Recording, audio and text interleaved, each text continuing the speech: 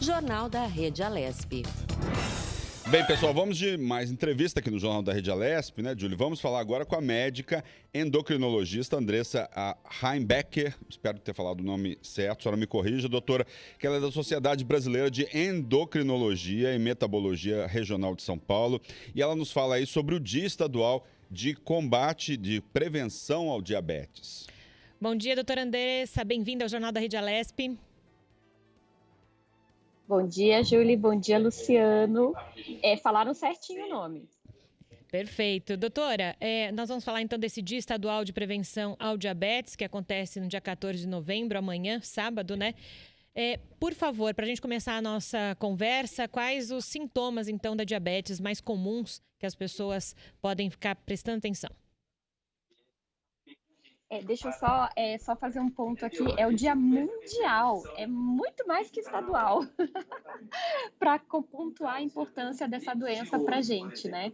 Então, o Dia Mundial de Combate à Diabetes, o Dia Mundial do Diabetes, a gente fala de forma mais simplificada, ele marca uma data importante para a gente lembrar de uma doença que, de fato, ela tem alguns sintomas, mas ela, na maior parte dos casos, ela pode ocorrer sem sintoma algum. Hoje, o diabetes mais comum que a gente observa na nossa população, em mais de 90% dos casos, é o diabetes tipo 2, ele acomete geralmente adultos, e esse tipo de diabetes a gente consegue fazer o diagnóstico pelo exame de sangue, mas também por sintomas pouco específicos do paciente, como, por exemplo, tontura, paciente com cansaço inexplicado. Muito difícil o paciente diabético tipo 2 ter aqueles sintomas clássicos de boca seca, perda de peso, bastante xixi. Esses sintomas clássicos mesmo a gente observa no diagnóstico do diabetes tipo 1, que aí acomete mais crianças e adolescentes e conta de 10% dos casos, aproximadamente. Doutora, falando de coronavírus e diabetes, né? Estava vendo aqui, parece que 1 em cada 5 pessoas, né? 19% aí dos casos de coronavírus, inclusive mortes, aí estão relacionadas ao diabetes. Vocês são um grupo de risco forte, então, para o coronavírus, os diabéticos? Exato. Hoje a gente sabe que a maior parte dos diabéticos, tanto no Brasil quanto no mundo, eles não estão nos níveis ideais de glicose. Quando a gente tem o diabetes descompensado, descontrolado, ele é uma doença que já piora por si só a imunidade. E isso também, o diabetes descompensado, ele é uma doença inflamatória. E ele aumenta o risco de infartos, de derrames, de amputações. Então, é uma doença que acomete vários órgãos. Quando a gente tem, num quadro de um paciente diabético descompensado, ainda a evolução do coronavírus, a gente observa que esses pacientes, de fato, evoluem pior nos tratamentos propostos, principalmente em terapia intensiva, pela dificuldade da resposta do sistema imunológico em combater o vírus. Então, é, de fato, preocupante. Eu gosto desse ano da gente sempre bater a tecla nesse alerta. Tenha seus níveis de glicose controlado, procure o seu médico, porque foi um ano atípico que a gente passou e está passando, e a gente tem que manter a saúde em dia para poder combater o coronavírus. É muito importante, não só nesse ano, né, essa prevenção, né, doutora? Eu falava lá no início do Dia Estadual, porque foi promulgada aqui na Alesp em 2001, a Lei 10.816, que também institui esse Dia Estadual no mesmo dia em que se faz essa prevenção mundial sobre o diabetes. Outros desafios também para o paciente com diabetes é a questão de doenças cardíacas. Eu gostaria que a senhora falasse sobre isso.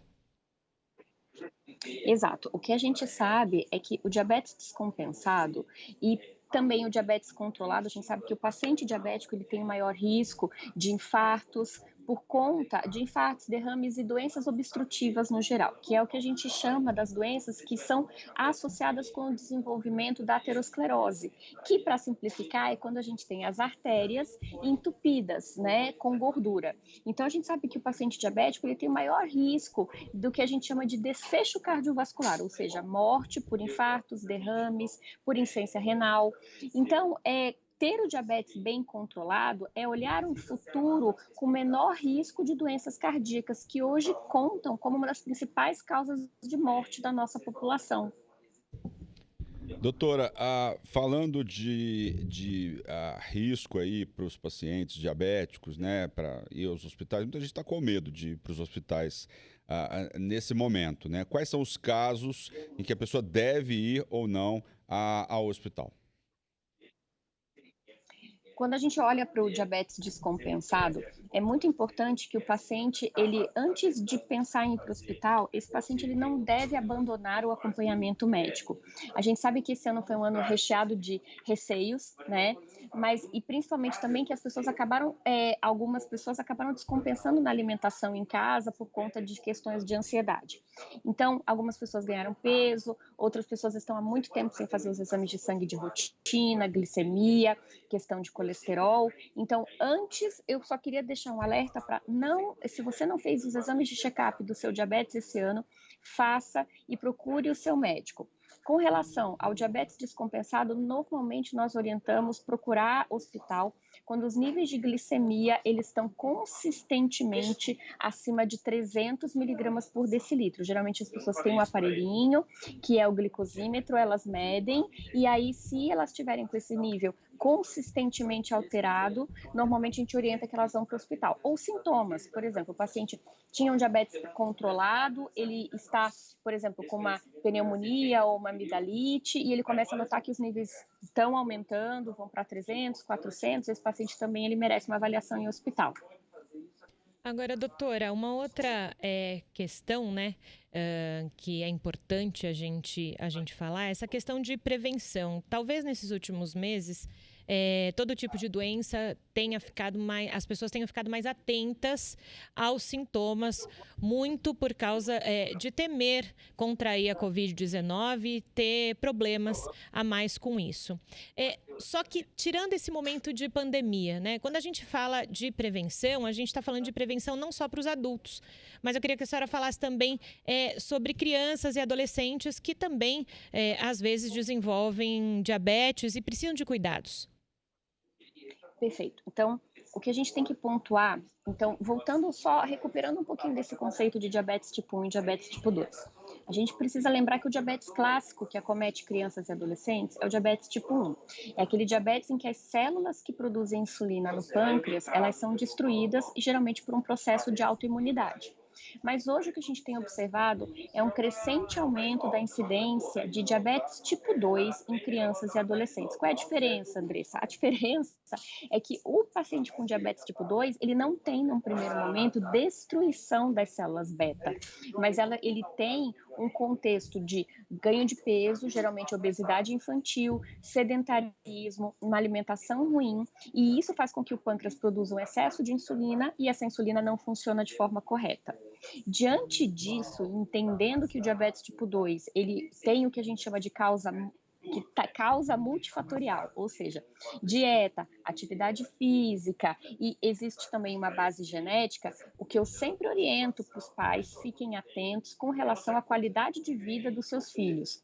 Escolhas alimentares, atividade física, a Organização Mundial de Saúde recomenda que toda criança faça pelo menos 60 minutos de atividade física por dia, seja ela lúdica, então assim, atividades em que eu tenha movimentação de corpo, né? E aí para os adolescentes a gente pode também pensar em alguns tipos de esporte e lembrar que a nossa alimentação, nós adultos, nós somos o melhor exemplo de alimentação para os nossos filhos. Por isso que a gente precisa garantir que essa alimentação ela venha correta desde o começo da vida dessa criança com bons exemplos dentro de casa.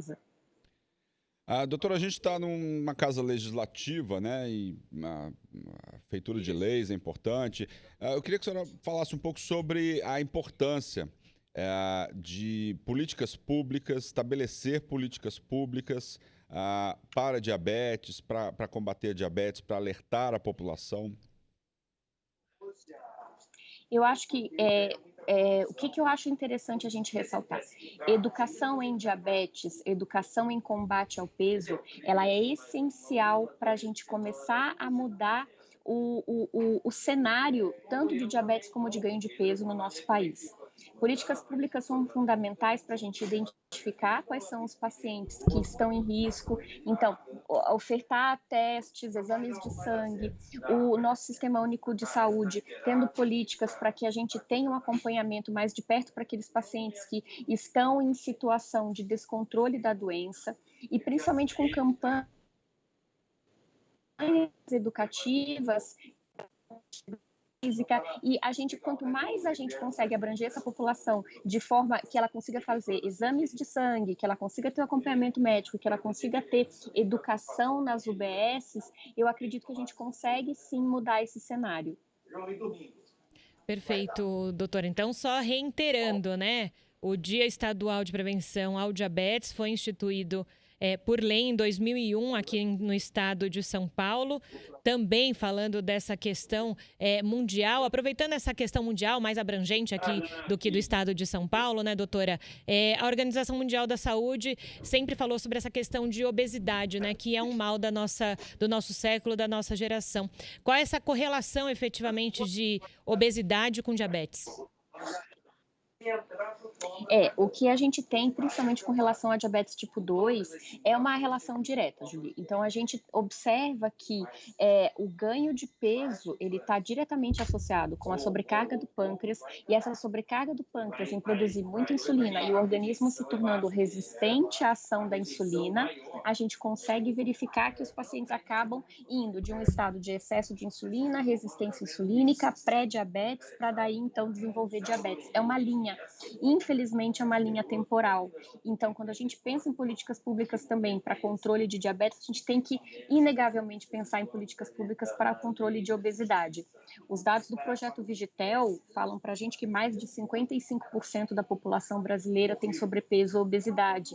Então, a gente tem um trabalho árduo aí pela frente.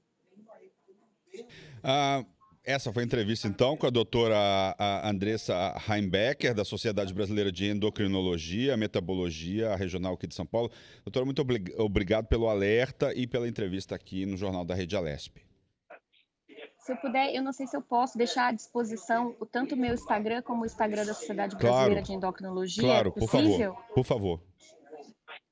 Então, meu Instagram é o @endocrinologiaemdia, e o Instagram da Sociedade Brasileira de Endocrinologia Regional São Paulo é o @isbem, de SBEM, SP. Então, @isbemsp. E lá a gente tem todas as informações, a gente faz posts de forma regular para poder informar a nossa população com relação ao diabetes e outras doenças endocrinológicas.